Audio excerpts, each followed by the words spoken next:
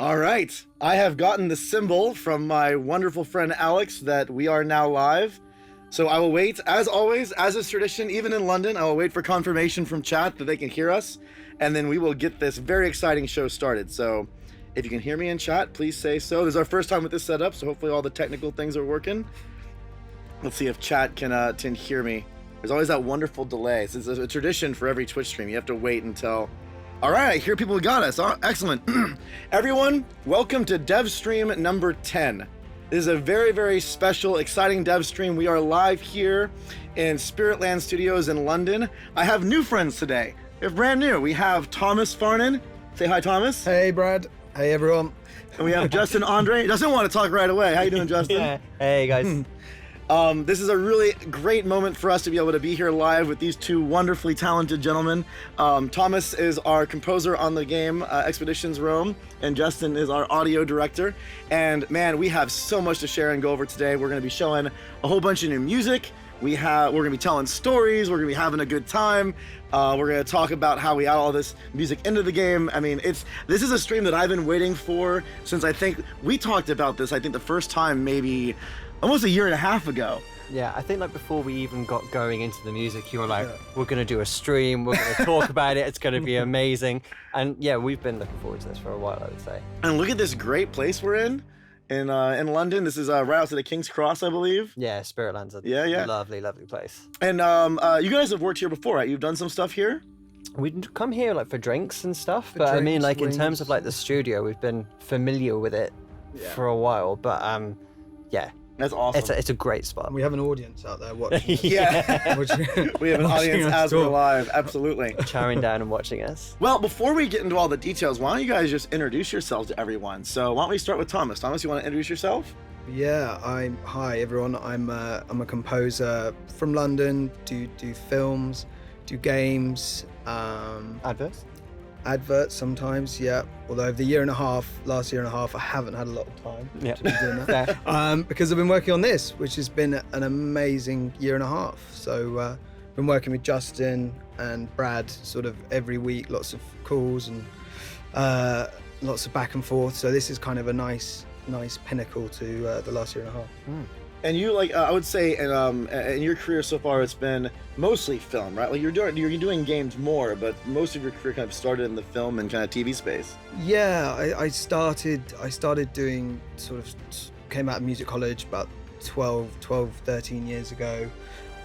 Was lucky enough to become an assistant for a composer called Lorne Balfe. I worked with him for a number of years, and then went on to work with Rupert Gregson-Williams and Hans Zimmer. And then about 5-6 years ago, I sort of broke off and started on my own. So just mainly been doing films and album releases. And this actually is my first proper game on my own. So it's quite exciting. Yeah, and it was a fun experience to kind of go through that learning curve. I know we've talked a lot about going from like translating film to games and all the different intricacies in there. There's a lot more similarities than maybe you originally thought. There was a lot about like the theming and everything. It was actually a lot of neat corollaries between the two. Yeah, 100. It was daunting at the start because obviously game is such a massive thing. Yeah. You know, a film is, you sort of got a set duration, so you sort of know how much music is going to be needed. Whereas for this, I mean, how long can you play this for? I mean, it can last for 60 plus hours, 70 hours. It's a long game. Yeah, so it's only about 50 times longer than I'm used to. But yeah, once we got stuck in, it was a lot of fun because it wasn't. I mean, big thanks to Justin here for guiding me through it and making lots of use out of the music, but it was very similar to doing a film. Sure. And Justin, we gotta do your intros too, so tell us about you, Justin. Who are you? Why are you here? So I'm Justin. I was a music supervisor before I was working in games, so that's how Thomas and I sort of got to know each other. And now, sort of like I've been in charge of all of the music and all of the sound for Rome, so there's been lots of back and forth with Thomas, lots of back and forth with our sound designers and audio designers, sort of ensuring that like this game sounds as good as it looks, plays. So I think we've done it justice by the end of it. So fingers crossed. But it's like Thomas said, it's been such a fun experience on this, and it's been a pleasure sort of like working with you guys, sort of going on that journey of just figuring out what it all sounds like and making it all work. It's a long time. It is nearly 2 years. Yeah, we've probably spent more times on the phone with each other maybe than with like our families. Yes. Yeah. My partner does keep saying, "Who's Justin?" Yeah, she's getting jealous. So I mean, it's been like I think even from the very inception, it was probably a little over 2 years ago, and I find that like there's a lot of kind of setup stuff you do in the beginning to kind of get a project like this started. So maybe we can talk a little bit about like how that whole process started with all of us when we first met and we're talking about what we were going to do with this game. I know that one of our very early conversations was about how do we bring some of the I don't want to say traditional because film music has changed so much even over time, but how do you bring in those strong themes, those strong characters and personalities into the music that we were going to create for this? That was a big part of our very first initial discussion. Yeah. Well, it was discussions, weeks and weeks of discussions, wasn't it? And I was lucky enough to see some captures of the game early on and see the sort of colours and the tone of it. But I know early with our discussions and with Justin and with Jonas, it was about finding that theme that would take us on the journey. Yeah. So that in a way was a big help to getting that out the way early and getting although it took a while, getting something that we knew we could work with for the next year and a half, and that was the fundament of what we were sort of doing. Everything came out of that main theme. Yeah. So that was a big help getting that nailed down early. It was a lot about trying to, I think, find what Rome should sound like. Yeah. Like, what was the personality? And there was so many, I felt like during those early discussions for all of us, there was a lot of these different ideas. Like, do we make it sound more like, historically inspired with these historical chord structures or whatever? And then there was explorations of more modern sounds and more, cinematic. And I think it ended up kind of being a blend to a certain degree of these different elements. Yeah. We were sort of very careful to make it organic, but we didn't want to just do source music from that time. I mean, partly not many people knew what the source music at that time sounded like. Right. What does an instrument sound like back in Roman times? I'm not going to offend people with the Latin words for the instruments, but there's so many times when I was researching them that it said actually no one has agreed what this instrument actually sounded like. So that was interesting, but there are a lot that we do know what they sounded like, and a lot of them feature in this. Yeah, there's a guy in chat, Pop2222 was that, well, Pop, you have a lot of twos after your name, so I'm going to abbreviate it to just 2 twos. But I won't say this is the biggest obstacle, but it was something uniquely challenging. There's no audible record. Yeah. You're not going to go back and know what Roman music sounded like. You can kind of guess, and maybe we can reproduce some of it with certain kind of documentation. Yeah, and it's like the hard thing from film and stuff as well, because with now there are so many there's been lots of films about ancient Rome and about the time, like Gladiator and such, and it's quite hard when you look at sort of some of the source material originally to think of oh yeah, so that's exactly the route that we should sort of go down. Yeah. So I think it's like the Ben-Hur score is somehow turned into the Sound of Rome, but yeah. But I remember at one point we built a playlist together, and it was endless, wasn't it? Sort of like a lot of film scores, a lot of sort of game scores, or a lot of sort of historic stuff. Then maybe sort of I don't know, the odd thing of Careless Whisper just kind of thrown in for good measure just to troll each other. But and I mean, it's kind of I think, Pop, it's a good question to ask about the obstacles, and I don't know if I'd even say it's quite an obstacle, but I think it's where the strongest talent has to be displayed. It's creating that sound, that experience that really kind of brings you in to the game in a way that captivates you, that touches you emotionally, that really just kind of moves you. And that's something that I think I know for the main theme, and I think we should play the main theme soon. I think my producer Alex can get that queued up. We'll play it in a second here.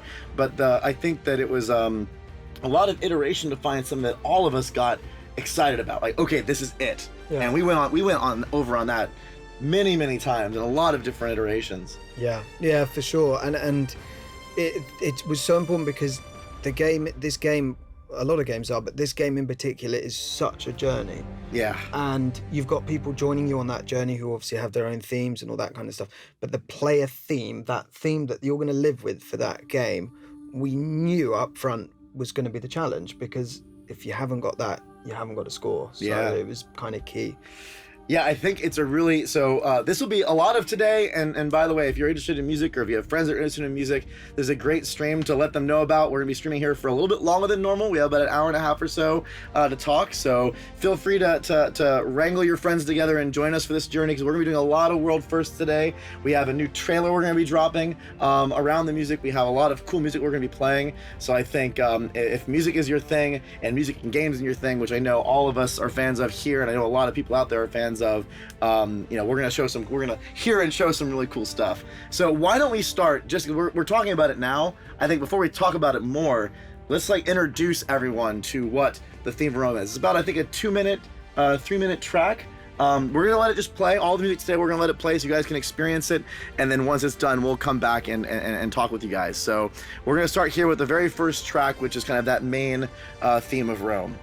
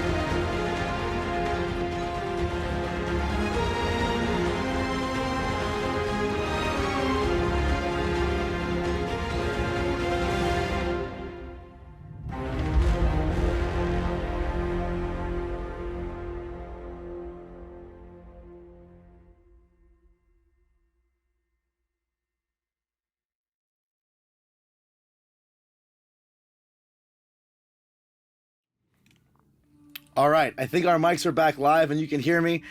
The first time I heard that, I think in its entirety, especially with all the live orchestra recording, I think I flipped out. I remember sitting in my office and hearing that the first time, and it was extraordinary. Yeah, I think the demos of it sort of was something, they had some magic to it, and the moment we went off to do the live recording, we were just kind of all oh, damn, really good. Yeah, it brought it to life, and it was so important. We had so many of those players on it that specialize in music from that era that added that flavor. You can't show that in a demo. No, and it was the thing that we were sort of talking about, the importance of having like players on it to like Yeah. get like to harness like Yeah. their passion and like and the performance of it that kind of Yeah. really like that gives it sort of like, I mean, especially sort of in things like the cello and everything like that, you really get like that bite Yeah. in some of the other tracks and stuff as well. It really makes a difference. Yeah, it was, I think, you know, well, I think even just creating the main theme, I remember a number of the iterations we went through, where it was like, we needed that swell to be bigger, we wanted the shape to really grow on you. It is that sense of kind of going on that adventure, and as those iterations were coming in and we were getting that into kind of the sample version, it was already really, really exciting, and it was like already kind of one of my favorite tracks, and then you finally hear it with the live instrument performances, and you're just like, what in the world? Like, how in the world did it, like, I actually, someone was talking about like the usage of tubas or horns and everything. Yeah. Like, you can talk, what was the, like, some of the instrumentation that you used here? On the score? Yeah, on the main theme. The main theme was, it was a huge orchestra. So there was, there was two orchestras. So it was at the last count about 235 players, 240 players, which was probably the biggest I've Vast. worked. Yeah. Yeah, it was scary big. And then there were 16 French horns and 16 French 16 horns? French horns, 80 either side. So that was quite something. And then you had 2 tubas, there was 8 trombones. And then, so that was our orchestral group. And then we had all of our soloists. So on that, Andy Finden, our amazing woodwind player, played a lot of the score, but he's featured quite heavily on that, and we've got solo violin, solo cello on it, just to kind of get the intimate moments. But yeah, big forces. Yeah. Have you ever worked with like 2 full orchestras like that? Like, was that even in some of the big like movie films you've done, is that something that's not really common, is it? No, you always track them. So for big stuff. So you would, by tracking, you would record them once, say on the long notes, and then you would record them again on the short notes. Right. That's kind of normal-ish in sort of bigger films, but never two orchestras. I mean, that's just absurd.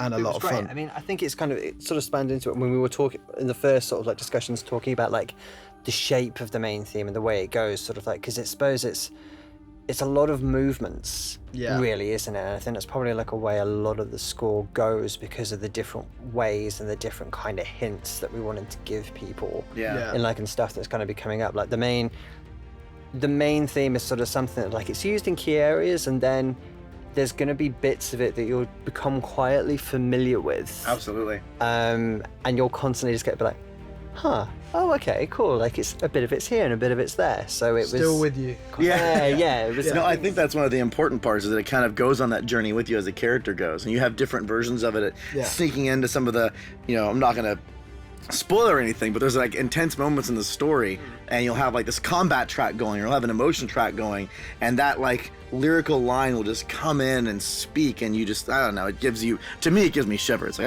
I get very excited about that, and I think it's a really cool way that helps like use the music to amplify the hero's journey. Yeah. It's your character growing, you're meeting all these people, you're having these experiences, and the music's just right along with you, growing and changing and evolving.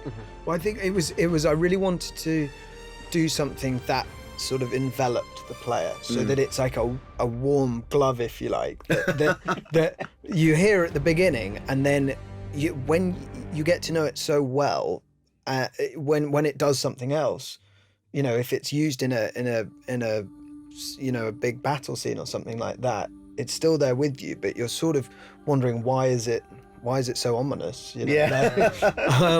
So that was something that I quite Well, the hero enjoyed can be doing. ominous too sometimes, right? Yeah, Like true, you have all these different true. ways that you can present yourself. One person asked, I think, an interesting question, and I don't know the answer to this actually. Was there any religious inspiration for the music that was from the time period? Anything that you kind of pulled from in that part? I looked at it in terms of zones, so where we were in the game, because I don't know how much I'm allowed to say, but we're in very We have the different, three regions. we I know have about them. all the different regions, and so I drew mainly from that. So the Cleopatra aspect, the African aspect, is very it taps into that kind of music. Greece kind of taps into a lot more plucked, vibrant, like the landscape. Yeah. Gaul is a lot more I don't know what the word for it is. Ghoul is a lot more sort of rhythmic based and earthy. It's kind of very earthy sound. And then the Rome, you've got the big bombastic "We're in Rome" sound as well. So I sort of mainly focused on those 4 areas. Yeah.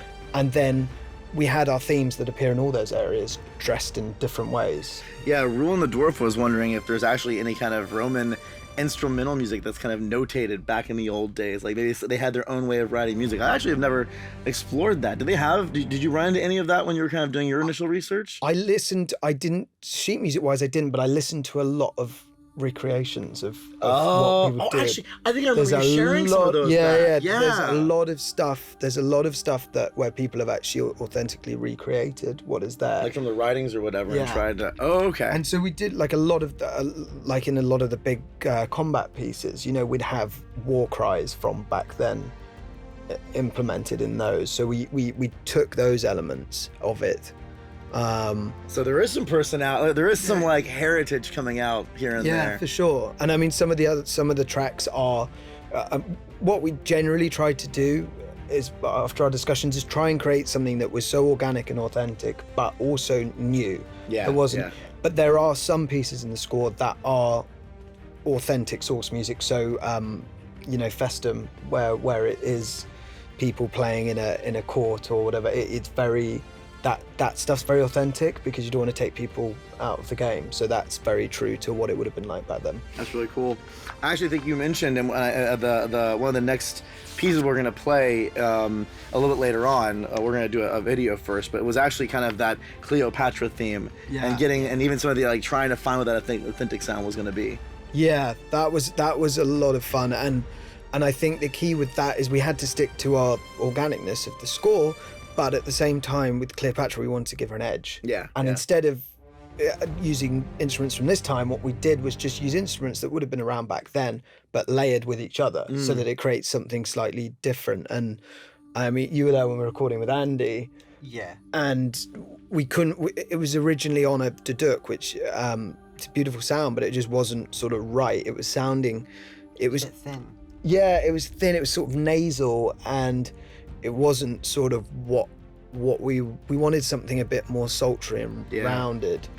And Well, so actually, I wonder, Alex, while we're talking about this, maybe we should skip the order. We had another video we were going to show first, but if you can clear the Cleopatra theme in a couple minutes, we'll listen to that one instead, because we're talking about it now. Yeah. We might as well, I know it's Jonas's favorite track. It's one that he, like, really, Jonas, the creative director, really resonates with him. I agree. Well, the nice thing about it was that the instrument that plays her theme actually is 2 instruments combined that doesn't exist anywhere else. So, he created an instrument. He created during an the- instrument. Good lord. Literally on the spot. Yeah, he combined. So not only is Expeditions Rome music inspired by authentic historical places, has its own personality, you get to hear a new instrument. Like that's a whole different level of world first. We should have got him to name it. I know. Oh yeah, you should have asked Andy to name it. We know our Latin's not good. So. Yeah. Yeah, for anyone, the framing of that joke, we have names for all the tracks, and you're gonna hear us try pronounce one of them later on. We cannot even get the Latin stuff right. I hope there's no scholars online tonight. Yeah, Jonas is probably listening. He's cringing in the background because they actually did have someone. They had a scholar help them get all the names right for all the voice acting. So here we are. We're messing up the names of our own music tracks. Let's hope he's busy tonight. Yeah. So why don't we go ahead, Alex? Are we ready? Let's see if I get a nod. Okay, we're gonna play the Cleopatra's theme, which is a really, really cool theme. It's in the African region, so it has like an African inspiration, and you get to hear a new instrument. So let's go ahead and give that a listen once I get the countdown, and you get a chance to listen to that.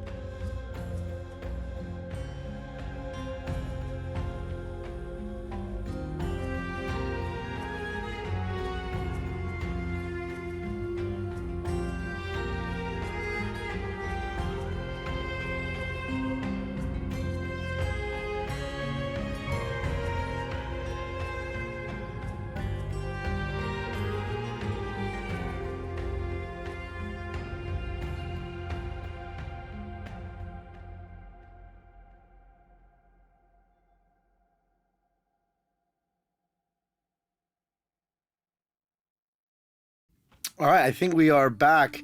There's so much character in this thing. It's funny, like, after listening to it, I mean, obviously we've all listened to it so many times Right. But I feel like, especially with Cleopatra scene, each time I listen to that again, there's little bits that I'm just honing in on, just being like, Oh, like what? yeah. So it was just a lot of the percussion just really sort of tucked me that time, and Yeah. sort of like, it's the movements of it all that sort of, like I said, sort of like I think there's a sort of hidden complexity in Cleopatra's scene, which I think quite complements her character in the game.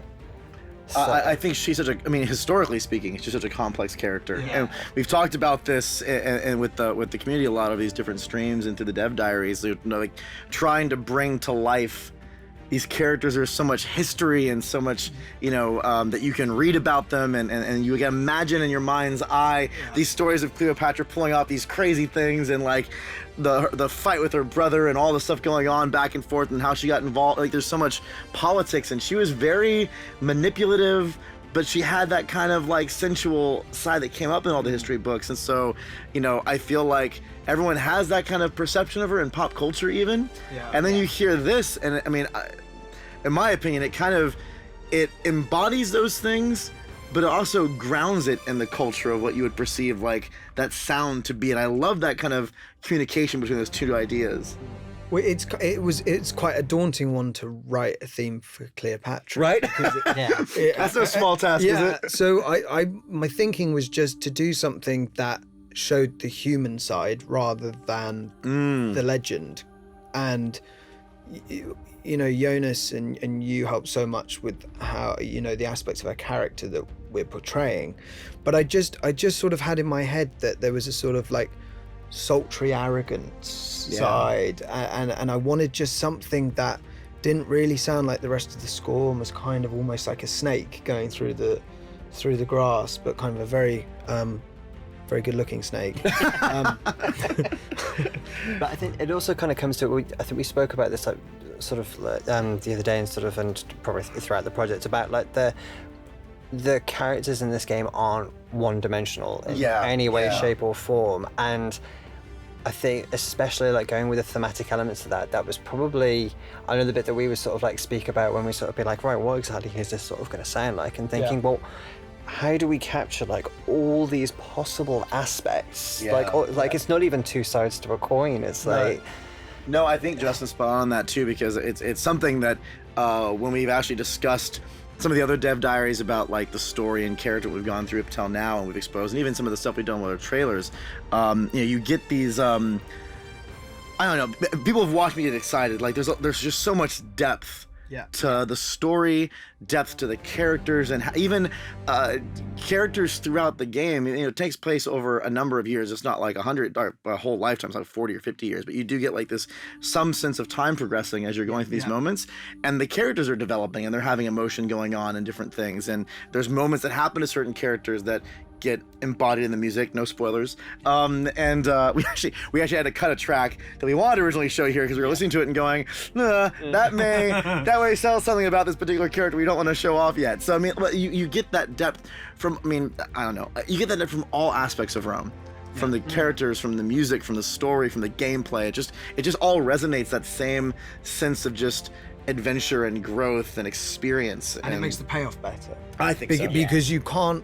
If you play someone just as bad or play someone just as good, if something, where is the fun in that? But it just makes the payoff better. And I think it's the same with music. It's like if you're writing a happy piece of music, if there's a tinge of sadness in there at some point, it makes the highs higher. Absolutely. I mean, life's complicated. Yeah.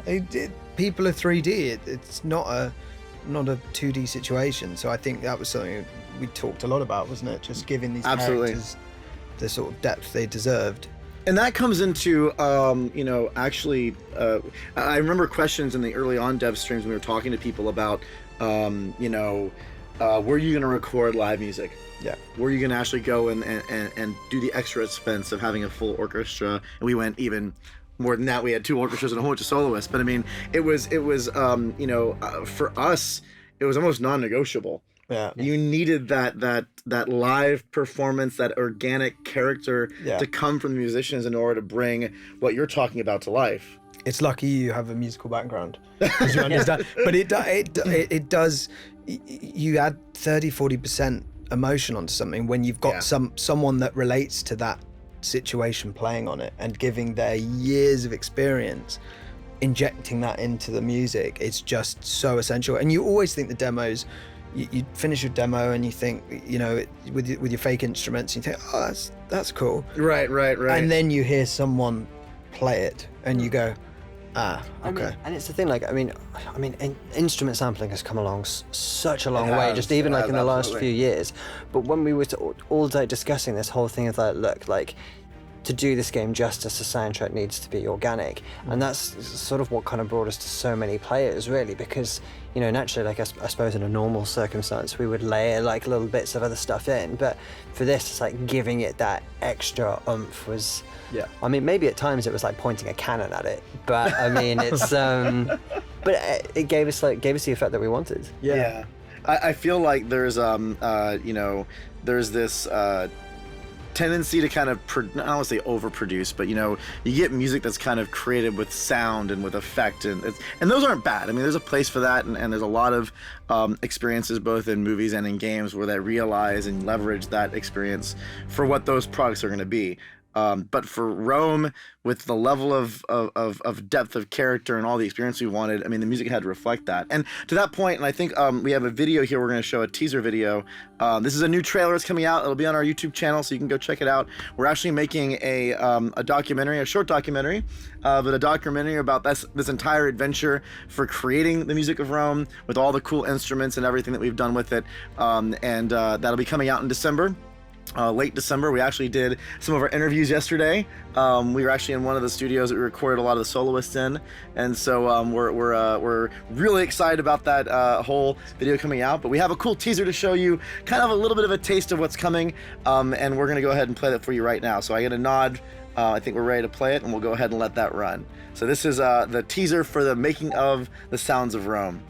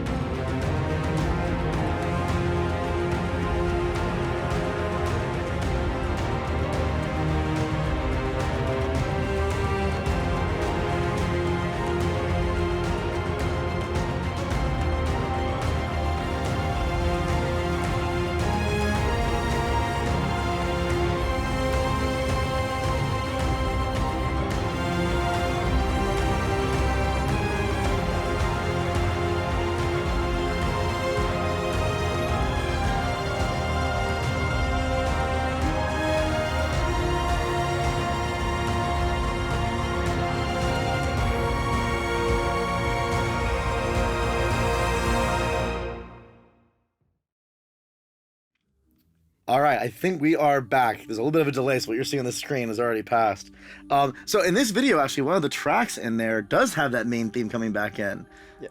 So you get to hear that kind of battle version of it. I think someone was actually asking about some of the great battle music and the size of it. I mean, that track drives. Yeah. I can't talk too much about it. It's long. Yeah. The sieges. Yeah, and it's powerful. Yeah.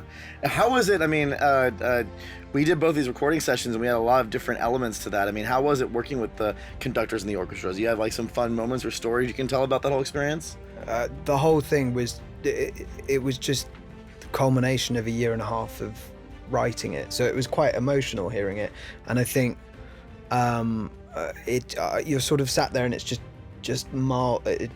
everything you've lived with for the year and a half has just got so much better. So I love it, and it was great to have you on there as well, singing to the orchestra at some points. No, it was I loved the whole experience. It was long as well. It was we recorded, I mean, we had I think 12 days recording, which was long. So we did the orchestras, and then we obviously with the soloists we had a lot more time with them. We spent whole days with just a woodwind player, Right, where right. we'd just try stuff and see if we can make it even better. And you know, it's probably my favorite part of the whole process. Yeah, I know.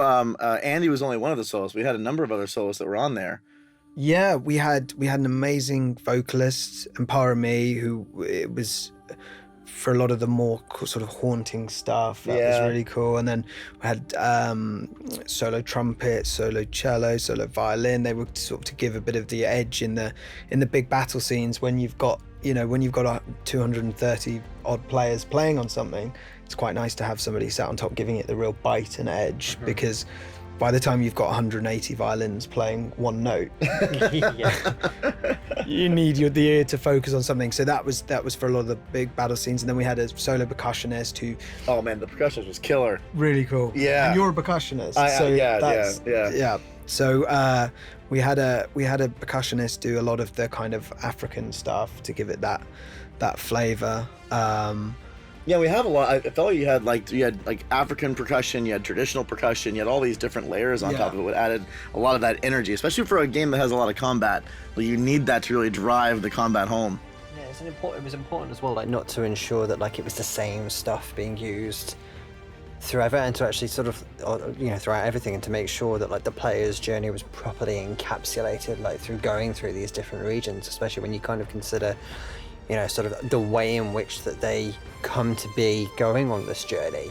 Like a lot of this is sort of thrust upon them. So I mean, I think it's does it justice for it to sort of be like to properly like lean into like each area. And some of this kind of ties into one of our other topics we wanted to cover today was about how challenging the implementation process can be. And that was something that I feel like with percussion and like having, and we talk about this in the Dev Diary, so if you haven't checked out the Dev Diary, it's on our community site, community.expeditionseries.com. We actually have a lot of the videos you've watched already are linked on there, so you can go listen to the music on your own time, the 3 tracks that we've released so far for this thing. And the implementation had its own kind of layer of complexity with this time sync system in order to kind of like bring these pieces together and seamlessly move, so that when the percussion beats are going and things are kind of driving, you can bring in a thing and take out a thing and kind of create that excitement. Yeah, exactly. I mean, like our audio designer Pablo, who's like he sort of put like the time sync stuff together. And I remember like when we sort of first started just sort of like to talk about this with him, and I was just watching you like on the call, your mind was just going like, because we had to sort of... Not like movies, huh? Yeah. Because I suppose this was always the thing, like, especially when you did those demos to start off with, and they were just such strong pieces, and there was almost like a part of us that sort of sat there to be like, I don't want to take this apart, because it's such like a good piece. So I was thinking, like, right, okay, so how are the ways in which we can structure it so we can kind of still have sort of something that feels sort of that builds anticipation when you're preparing sort of like for battle, then whilst you're in the combat, and then that's where like the time synth stuff sort of really comes into it. And the way in which it's sort of like Thomas has composed this and the way it's been mixed just sort of meant that depending on sort of like what's going on, we can dial elements up, we can bring stuff down, depending on like the outcome sort of like of the battle, sort of like different things will happen there. But it meant that, especially when it came to like the recording, I think sort of like a lot of the players sort of like for the first time as you were giving them stuff were a bit like, why did we stop here? That seems really weird to just kind of stop dead. Some of the tags and everything that go up in different scenes. Yeah. If you like, when we got all of the files from live recordings that I'm going through, and you have all these weird things where it's like just 3 measures of this one little sound, and you're like, where do you use that? And then you go into the game, and it all comes together because you use that as it's a jigsaw puzzle. And that is our transition stinger. Yeah, exactly. But that's the thing that I sort of took from that early on, is that I sort of learned on this was, people are going to be listening to this stuff for a long time. Yeah. And so I made a decision early on to never repeat a rhythm twice. Yeah. So that even if it's in the same piece, it's constantly evolving. So I know. And that obviously, and if I hadn't have done that, Justin would have been finished a year ago. What was it? There was like one of I think it was like it's one of the Africa tracks, which I know you bamboozled Brad with. Oh man. And then when it came to like counting like the BPM, like Pablo was like sort of sat down with it going, what? Yeah.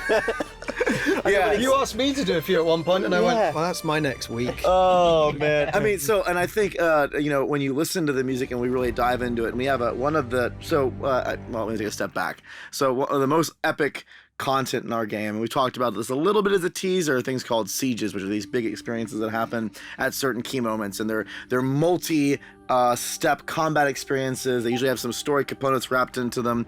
I mean, it's a really cool, like, driving moment while you're playing, and the music for each of the sieges is unique. Yeah. And they're long. I mean, not like 20 minutes, but like 5 to 7 minutes. Yeah. We're gonna play one here in a second. You're gonna get a chance to experience the whole thing, and it's a sequence where you have like one section where you're playing this one thing, and you play another section where you're playing this other thing. So everything has to evolve and change, and you just went off the deep end, man. Like, you were like, all right, I'm gonna like have all this really cool percussive stuff, and I'm gonna do some mixed meter things in here where like the feeling of it changes and moves around, and it's going all over the place. And some of the ones that you sent over were like really going all over the place. Well, you're not allowed. BPM is fixed. Right. So I had to you muck can't around mess with something. So Right. that was my one thing that I did try and fool everyone with. Didn't work, but often got sent back going, why is this doing this? But it Still, even like when Anders like heard like the stuff for Anders was like mastering sort of all the stuff that was going in the other day, and it was just sort of like the first time properly listening to the Siege tracks, and he just went, whoa. Yeah, but they're It's like- fucking cool. He's like, there's a lot going there's a on lot. here, but it's really cool. Yeah, I feel like on those sieges specifically, I remember getting notes where it's like, the audio team is trying to get this particular track, like a Gilo, working, and it's gonna be a little while because all of these like seams you have to connect. Where Thomas is like, forget meter, I'm gonna just go and do this for a little bit and then come back. it was the most similar thing in the game to a film because Jonas would write me a sort of 3-4 paragraphs on what exactly was going on, and actually, so the way I did it was with hit points as a film, and then we had to cut it up afterwards. So it was actually written as a long sort of 6-7 minute suite, and then we had to go and go, okay, you had to go and go, It's sort of like which bit's going to work for like which area, and then sort of like which one's going to be right to dial up and dial down. So. Yeah, and I remember the when we first actually just recently we've been doing kind of quality assurance and some light focus testing passes, and there may be opportunities for people to get involved in some of those, but we've done some of these focus test passing, and like the Siege keeps on coming back both from like a gameplay perspective and a music perspective, especially with how like you have those sequences where it's just percussion and there's nothing else, just percussion. It's just driving, and then because of the audio team's magic, like they'll sweep in one section when a transition takes place, and that will go for a little while, and then it'll like sweep back to percussion, and then it'll sweep to another big epic moment, and you get these like almost like the gameplay and the music is talking back and forth with each other as it grows. So by the time you get done with this, arguably 45-minute, hour long, maybe more if you're not that good at the game, like if it hour and a half long combat sequence, the music is just evolved, and at the end you're just like, wow, like it just lands.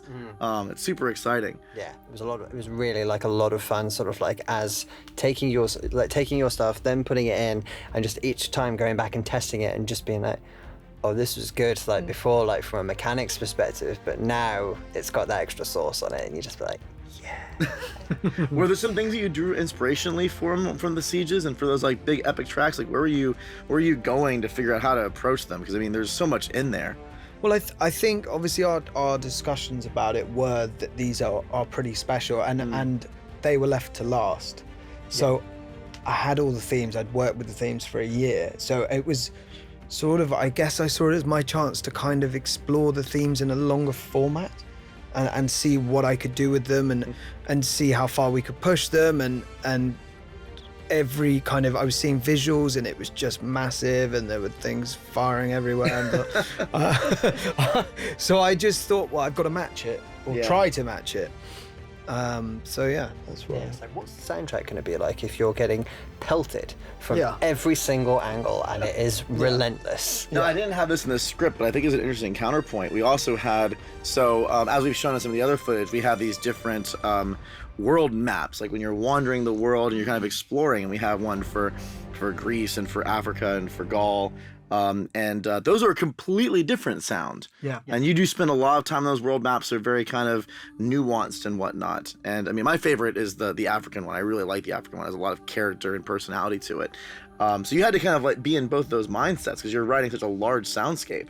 Yeah, and I think the key with those were that we wanted something that constantly evolved but wasn't overtly in people's faces, because they don't want big themes played at them while they're going around the world map. It's not what, but we still wanted to make sure people knew that we were still with them with the tunes, and we've kind of, it's a sort of warm, organic feeling that we wanted to give, so that actually when you're in a battle, it seems a lot worse because you're panicking even more because the music suddenly dials up to 10. Yeah, I guess there's like almost two layers to like the thematic elements within the music frame, isn't there? Like in terms of like, we have sort of like the very sort of like key melodies for stuff, but then there's probably even at times where you could sort of say like, these two instruments really shape like those particular sounds of these particular places.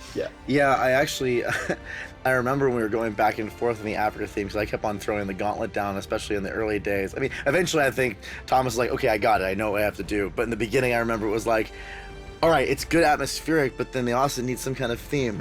And you're like, like, how am I gonna sneak this in without making it sound repetitive? And it was like a challenge to try to figure out. And we looked at other titles that have done this. I mean, as an example, I know there's probably some fans out there of Mass Effect and some of like the Mass Effect like map music, and that would come in that, you know, you could listen to it for a long time, but it still had this character and theme. For any like PlayStation fans out there, and this may sound like a weird thing, but like the PlayStation background sounds that come in, and they have like their own character and personality, but it still has to repeat for long periods of time. And I think we looked to capture that, and I mean, it came together pretty well, I think. Yeah, and I think the implementation helped a lot as well, because we were able to record it in a way that, although there are themes there, you did some pretty cool stuff with the world maps to make it I mean, flow. I suppose it's like we were also just sort of thinking really that, you know, the pieces that you were making, like something like games like sort of like with like Mass Effect were very much like a benchmark for that, because you kind of like look at it and just kind of go like, right, there are pieces there that are beautiful. It's like, how can you have a piece that is beautiful but is also, probably for like one of a better word, but like inoffensive, like in the sense of like there are certain soundtracks out there where you can like listen to the stuff and it's super catchy and you love it, but probably after some time there's maybe sort of like either like your friends or like your parents or your partner could walk into the room after you've left it on the screen for about 10 minutes and be like, what is this? Make it stop. And I really don't think that we sort of have that with this, and obviously like your magic with like the world map stuff led really nicely into the sort of the big percussive elements that we've got going on in the Legion battles as well. Well, the nice thing about, because the world map was, I think, the first thing I wrote, one of the world maps. Orbis. Orbis you just smashed straight away. And I think that was kind of nice getting in the sound world without sort of having to spend 3-4 weeks writing a big melody. It sort of got us in easily to finding our sound. And I remember, I mean, I don't know how much it's changed since then, but I remember seeing the world map. I think the first thing I saw, and I just remember the color of it, and I remember it being so vivid, and I thought, well, that's queuing me up with the music, because you can match that. Yeah, how different is that? Because I imagine like in film, there's a whole different process for when you get visuals and what you can look at and how you can draw inspiration from that versus, you know, how that process worked for Expeditions Rome. I think in a way it's similar, unless it's an animation where you're not seeing what it's going to actually look like, you're seeing drawings. I think it's similar. I think I don't think anyone, I might be wrong, but I don't think anyone's written a great score just after reading the script. Right. You know, it's very immediate once you see the film or see the game, and I think actually that's quite similar. You're looking for the tone, the colours, and that's what you're drawing them on. But I think it's quite an instinctive thing. Once you've seen it, you've got a much better idea. After reading the script, you're still sort of, and of course talking to the director, you're still sort of clueless. Like, what is this? How are they going to interpret this? So August and the team did a great job of inspiring some of that with their visuals and their artwork as it was kind of involved. Yeah, 100%. So I do think we should play. Now I don't think any of us knows how to pronounce this right. Should we go down the line? But yeah, what's your way of saying it? Bithynia? I'm going with Bithynia. Yeah, Bithynia. All right, we have a track called Bithynia. This is gonna be a little bit more of an epic one. It lasts a little bit, but it is just like a driving track that just kind of goes. It has a whole journey to it. I think we have some cool visuals we'll throw up during the track, so it's not just us sitting here. We can show some gameplay, and you'll get a chance to kind of go through that together. So once I get the nod that we're ready to play Bithynia, we'll go ahead and let that one rip. I'm getting the thumbs up, so take a listen. This one is not on the Dev Diary. This is Bithynia.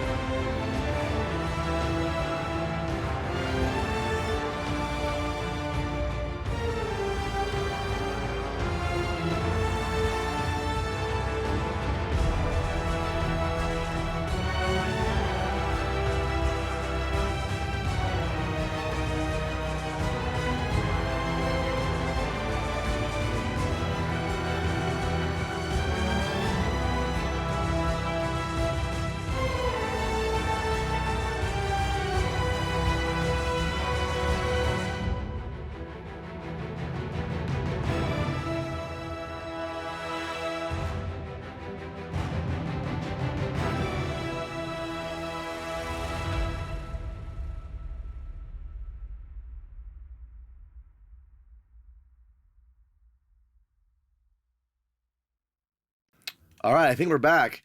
We were just talking, I know you can't hear us when the music is playing, but about like how that theme comes in as being rearranged. But you told me something that I didn't, I'm going to admit musical ineptitude here on this one. I never realized, but that lower theme that comes in and kind of the dark brooding space, that's, you mess with the main theme for that one. Yeah. That's so cool. That's like Beethoven-esque right there. Yeah, it was, I think just because I had a bit longer to write this one, I was sort of just trying to please myself. No one's ever going to notice right, about no, being I love inverted. it. No one's ever going to care, but it's a geeky thing that I kind of enjoyed doing. The moment you just sort of click send and you're like, Yeah. You know what though? I don't think so. It's I find it's something that is probably gonna. I think there's a reason why people react to music the way they do.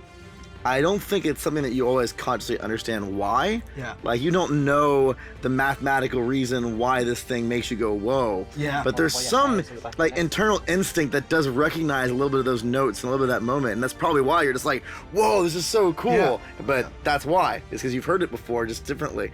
But I think that's why we attach so much value to the themes, especially for this, is that people don't have to be actively going, that's his theme, that's dope.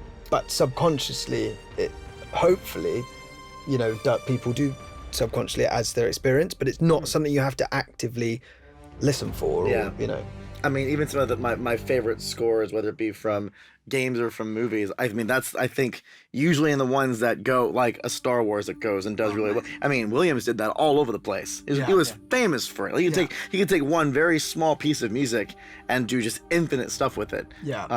And I think that's what makes those soundtracks just jump. Yeah. And why you remember them. I mean, I'm guilty. I've been to like the video game soundtrack concerts, and you go to those, and like there's people that get really into that stuff.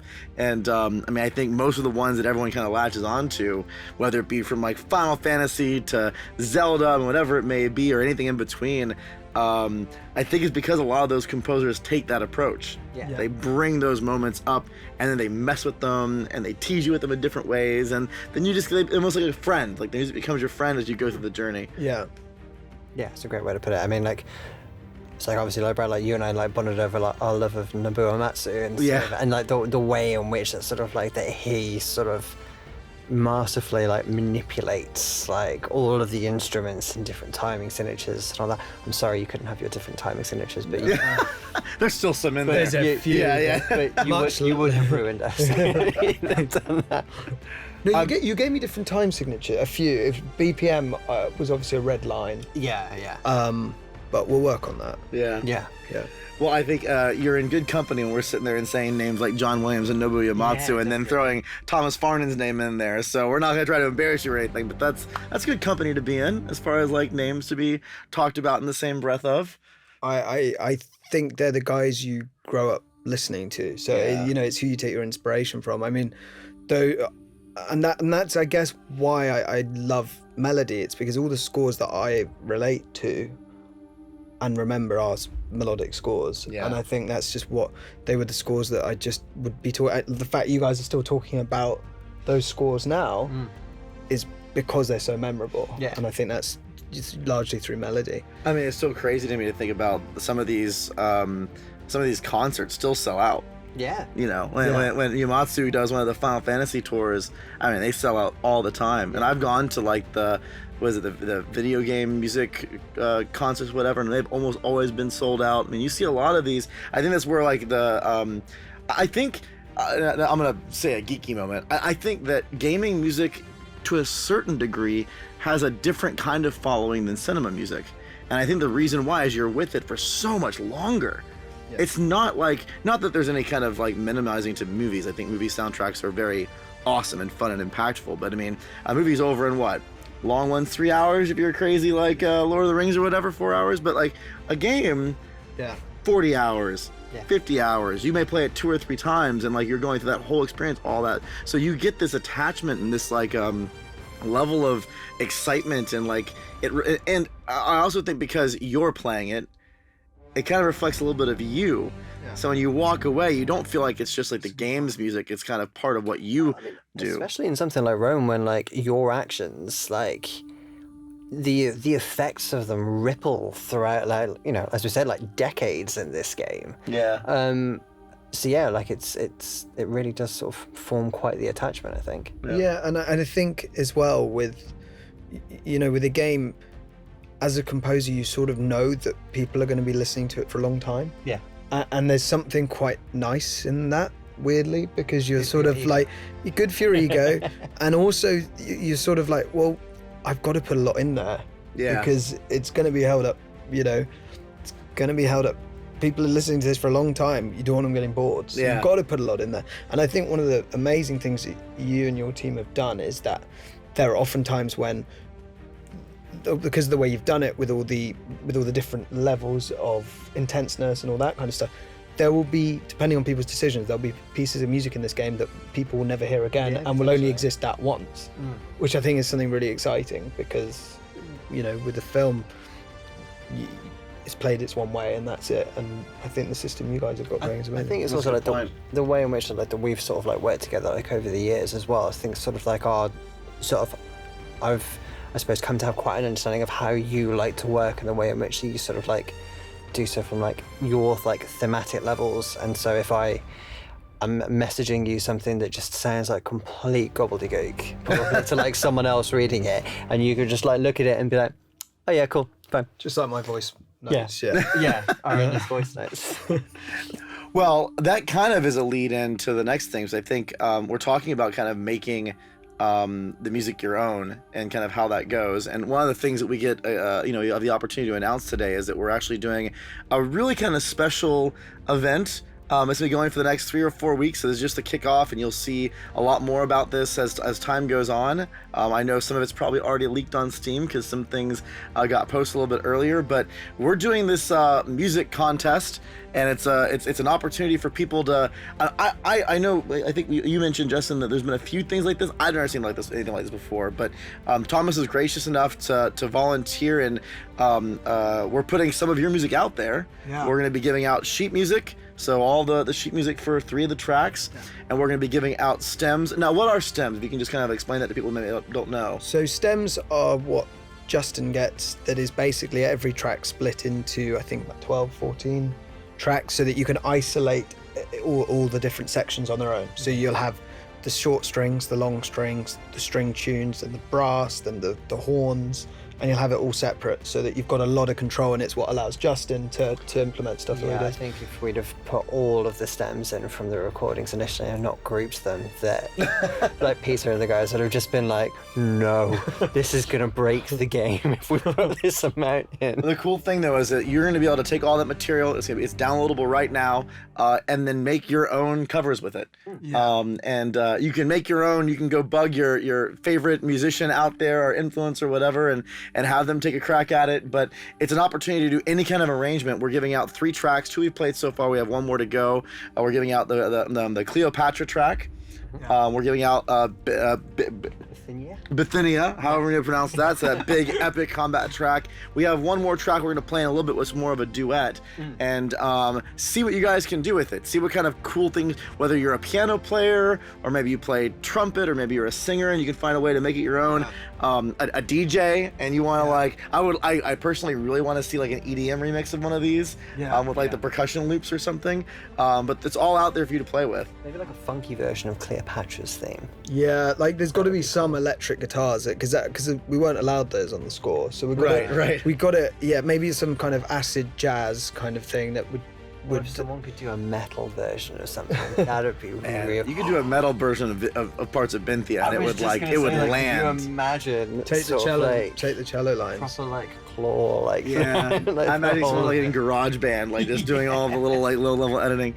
Cool. So the contest is gonna run for about 4 weeks, a little less. All the details are gonna be on our website. There's 3 different prizes available. So we have 1 prize. So all the prizes include a piece of signed memorabilia. We're still figuring out exactly. We know we have a couple things. We have something we really want it to be, and then we have something that it may end up being. But either way, it's going to be something from the music story of this game. It's going to be signed by Thomas, by Justin, by Logic artists. We're going to have a key for the game, and then for 2 of the prizes, we're going to be giving away $500 to the winners, and then for 1 grand prize, we're going to be giving away $1,000. So really a cool opportunity to get a chance to get your music listened to as you go into these arrangements. And we're going to be back here in about 4 weeks. Different setting. We're not going to be in here. We'll be virtual.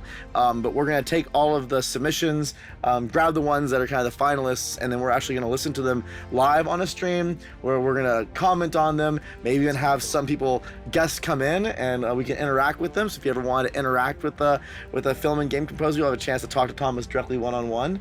And we're going to pick one from the community, one from like the professional influencer space, and then the grand prize is going to be done by popular vote. So we'll put up a voting poll and you'll get to choose the ones you have. So I know you've kind of talked, I've answered this already, but is there like a particular genre like that you really want to see? Like one that you're like, not to say like how you would win.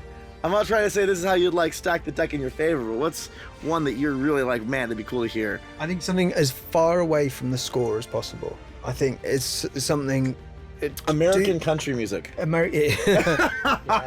Banjo, right? Like, Wait, we don't go to the deep south. Yeah. If anyone Announcement. is like a banjo player. Yeah, just something. I think something totally different would be after a year and a half would be quite cool to hear. I think just something totally abstract. Absolutely. Yeah. What about you, Justin? Aside from the metal, apart from like the metal, I think again, like Thomas was saying, like something that's really kind of wildly different from one of them. So I mean, perhaps not necessarily like a particular genre, but for one of the pieces, like maybe I say if someone took like Cleopatra's theme and sort of turned it into something that was kind of, I don't know, really quick and jazzy or something like that, you know, sort of something that kind of, you know, you can listen to it and like, oh yeah, it's definitely it, but damn, that's new. Yeah, there are different people there's a lot of people who do covers out there, which is kind of the inspiration for this. Is so many people love doing these things, and so we figure why not enable them and offer, you know, an opportunity for them to get something from it. But like some of the covers I listen to, I can't remember the exact channel name, but it's a group called Smo Yoho, does a lot of the auto-tune stuff. Yeah. And one of those guys likes to do sad versions of happy songs, or happy versions of sad songs. And he'll take like a music track that's all major, all poppy, all like about bright, sunny, whatever, and he'll throw it into minor and just make it sound like it's super depressing, but with the exact same lyrics, and you're like, what in the world going on? So I'm not sure if Smo Yoho will ever get this, but that's super cool stuff. Yeah, break all the rules and do what we weren't allowed to in the game and do the exact opposite, and then we can live through that piece. Yeah, maybe I'll grab a clip of this and at Smo Yoho and see if they'll do it. I've been listening to those guys for a long time, so that'd be really funny. I mean, someone's got to do it with a kazoo ensemble or something as well. That would be really That'd be badass. What's that? Isn't there like a whole I think there's a YouTube channel of someone that does like there is. Yeah. And like has like the kazoos and the hand drums or whatever, and he'll do like remix. Does he film himself? Yeah, he does like the whole there's like the I think he does like some game stuff. I remember like I think he did like a Mario one or a Zelda one or something. That's cool. Yeah, there's a lot of cool stuff out there. So go wild. Whatever you guys can think of, we'll be taking those submissions. Again, all the details are on the website links, and they're also posted everywhere. It's on Steam. It's on. It's gonna be on our community site on Discord. Oop, I drank soda and now it's getting to me. And there's a lot of cool opportunities there for you guys to get plugged in and find the details. And I mean, you'll be able to post them on YouTube or SoundCloud or whatever platform that you like, as long as we can play it in a browser. We don't want to download anything because that can get a little sketchy, but as long as we can play it in a browser, they're completely valid. And then post it to us on Twitter, or you can post it to us on Facebook, or you can put it in Discord. And we have a hashtag, Sounds of Rome, I think is a hashtag, and you can just tag it with that, and then we will correlate all of them, and it should be a lot of fun. Yeah, really excited about that. Bribes are not accepted. No, bribes are not accepted. No, and obviously, like all of the things that we've just spoken about, like you say, they're not going to be the surefire ways. We know what you look like. Now we do have one last track that we hadn't played yet. It's kind of our closing track before we call the stream, and it is one that we debated about when we were trying to pick the last track for the contest, because we had another track that was a lot more, another combat track, a lot more high energy, and that one was like a big favorite of a lot. And you'll obviously get it in the soundtrack when that comes out and everything. But we decided to go with one a little bit different, a little more medium. And what I love about this track is called, let me get the name right. It's Gallia. Tabula? Is it Gallia? Yeah. Gallia Tabla. And it's more of a duet almost. It's like two things talking back to each other, right? Yeah. It was a piece we wrote for Ghoul, and I think so. This is Ghoul, actually. This is Ghoul. Ah, okay. And the nice thing, I guess, about it is we've got Cleopatra. We've got the sort of one with the big theme. We've got Bithynia with all the energy, and then this one is a lot more sort of lyrical, and you might be able to do some really weird combination duet with it. You might be able to really go crazy with it. So I think that's why we chose it. Yeah, I feel like the opportunities for this one, we wanted to offer ranges for people that are singers. Yeah. I mean, if someone wants to try to sing Binthia, I'd love to hear it, but that could be tough to like do like a vocal version of Binthia. Yeah, full acapella of parts of Binthia could be tricky.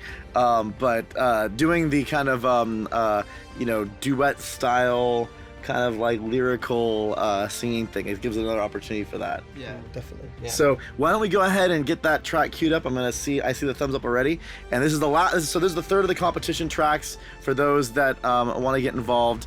This is Gallia Tabla.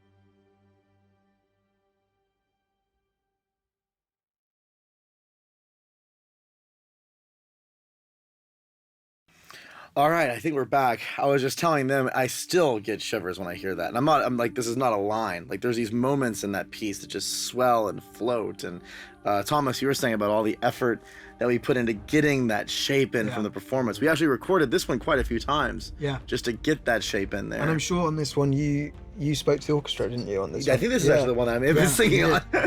Which was great, because they're sat there and they've seen the piece for 5 minutes. Right. And it's like trying to get our enthusiasm across just really helps shape things. And then it comes in, like you hear those notes that just kind of tease in and out, and there's this, I love the counterpoint between this kind of almost dripping sound, this like sparkling out there to kind of provide, I wouldn't say levity, but it provides this timbre of it's not romantic, but it's also not completely somber. There's something going on that's a little more creative, and then the notes just start swelling and singing back and forth, and there's this conversation going on between two characters to a certain degree. And then they just meet, and one of them just kind of almost like saying goodbye with that last note, and then all of it comes back down, and you hear it in the game, and you see the visuals, and you're reading the story, and you're just like, wow, like everything just pulls. Ugh, I love it. And now I'm hoping maybe someone will turn that into like a funk tune. And everything I'm just talking about is going to be out the window, you know? It's going to be like... And then all of a sudden you'll come back to playing it in the game and be like, it's just not the same. Yeah, now it's garage rock. That kind of funky edge that we loved about it.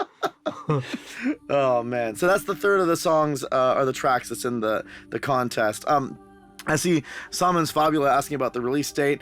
The release date information will come soon. I can't say when, but we're getting really, really close to talking to you more about that. So if you're eager and chomping at the bit, hopefully all the stuff we're showing you is starting to expose that it's a coming. We're getting there. Do you guys have any kind of like final stories or something else you want to share before we wrap this up? Like things that you'd want to, maybe something like a unique moment from both of you on the project that maybe we haven't talked about that would be fun tidbits for people? I think it's just been it's just been an absolute pleasure to work on it. I think it's been such a huge part of my life for the last 2 years. I've sort of lived and breathed it, and I just can't wait for people to hear it. This is the exciting bit now for people to hear it. The recordings were amazing, and I'm just so pleased people can hear it now. I mean, when your studio was around the corner for me, like for the early stages of this, I mean, we were just like probably spent most of my time there, sort of like doing my other work whilst. That's how long we've been on it. I've moved studios. I know. Yeah. What was it? Move studios, move house, move everything like that. But I mean, there's just been like so many times where even if I've been doing some other bits of work, whilst you've just kind of been trying bits out, and the moments will just kind of stop, be like, oh, damn, that's cool. Yeah, I feel like, and I've actually not the only person this has happened to, but there's been a couple times where I'd be like reviewing a track, especially near the end when we have all the masters coming in, and it's in that long list, and you're just like, you go to review one, and you're working on it and putting notes in or whatever, and then, you go to do on something else, and it just keeps on going through all the track list, and the next thing you know, like 30 minutes has gone by, and I'm like just still listening to the track list kind of going through. It has that kind of resonance to it where you just get like that. Everyone kind of excites you for something different, and it's so great to see all those pieces coming together. What's your favorite part of the process? Was it the recordings, or was it back and forth? Or? I think the most fun was the recording, because you get to see all this happening. But I think that my favorite part of the process was getting that theme personality, like making sure that it was there. I think that's it's the Thomas, my background comes from music when I was younger, and I think that I am a critic of composers that decide to paint with sound. Not, again, that's a negative thing for certain styles, but it's something that I feel like you can challenge yourself. Decide that you're going to take that risk, take that bold step. It's amazing that you allowed me to do that, because it like, as you were saying, the sort of trend nowadays is less and less melody. And I think when you said in our first meeting, well, you said two things. The first thing you said is you went to music college, so I was immediately scared, terrified. It worked out all right. And secondly was that how important themes were to you, and I think that has really made it such an enjoyable thing to be. I think that, like, as the three of us sort of like agreed on all of that, we then sort of like, I suppose, have leveraged that into, at times, in the game, is sort of like is less is more in places as well, because like, we didn't necessarily want this to be something where it's, sort of it's following you around like the whole time, sort of like it's got to be right, it's got to come in at the right places, it's got to do the right thing, because at the same time as well, like, there's times where the game should remind you that you are but one person in like a very large pool of things going on, like the world's like rapidly moving around you, and there's some times where just kind of like having that bit of breath Yeah. kind of then makes all the musical payoffs that we've got in there just like even more sweet, I guess. There's also something that I think we didn't talk about, and maybe we should have mentioned this during our interviews because I'd forgotten about this. Because I mean, like we talked about, it's been a long project with the music, but it's not just the music in isolation. There was a lot of back and forth with, I mean, so I'll stop and say that the vision for this was not just mine or anyone's. It was a collaboration with, before we brought you guys on, like I remember Jonas and I and the whole dev team in the very beginning of the project, we started talking about music. I asked them what they wanted from it.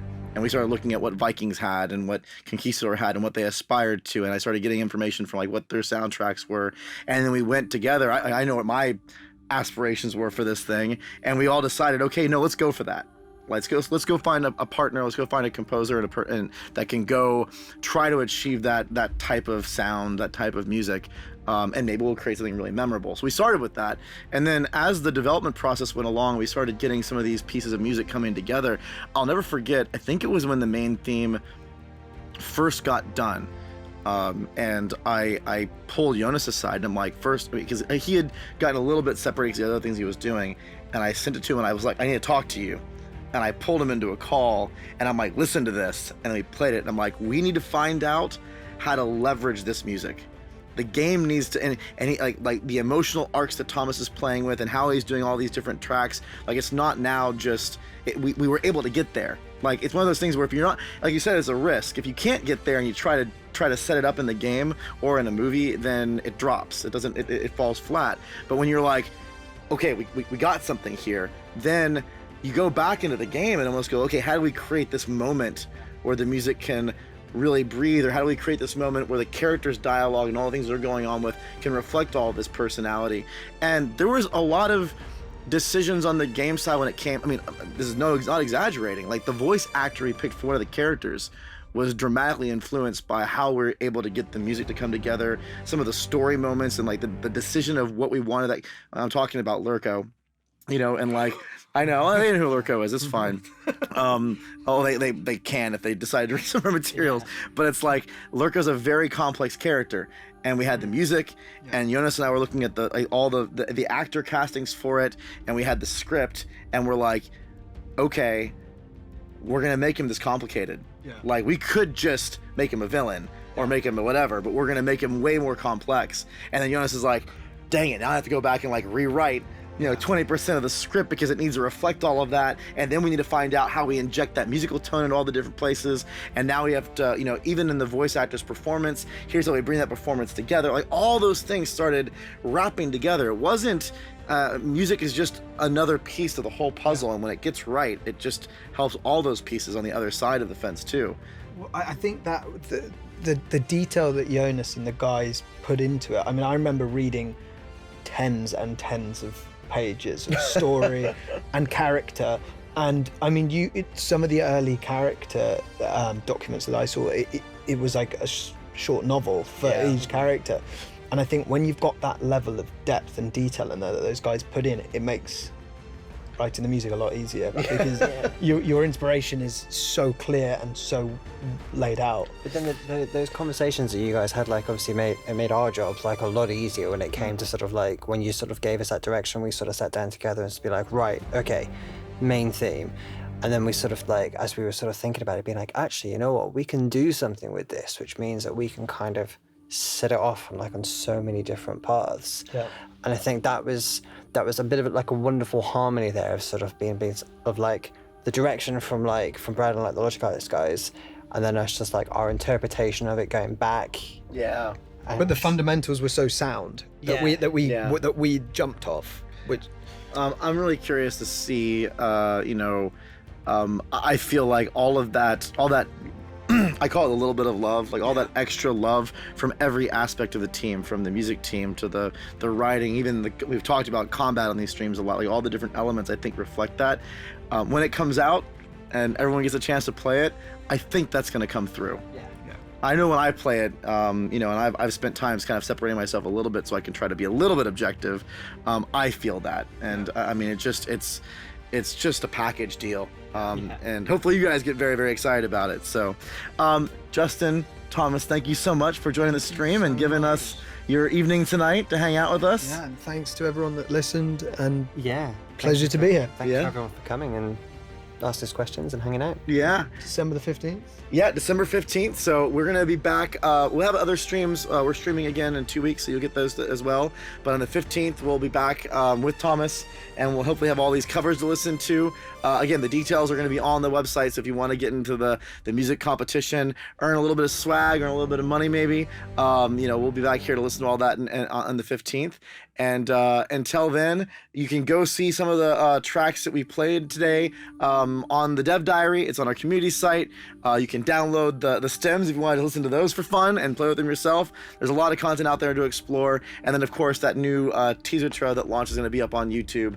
And you can watch that again, too, and enjoy that experience. So, everyone, thank you so much for joining and tuning in. Or I know some people were watching it after the stream because they weren't going to be able to make it today. I hope you enjoyed it, and we'll see you next time. Thank you so much, everybody.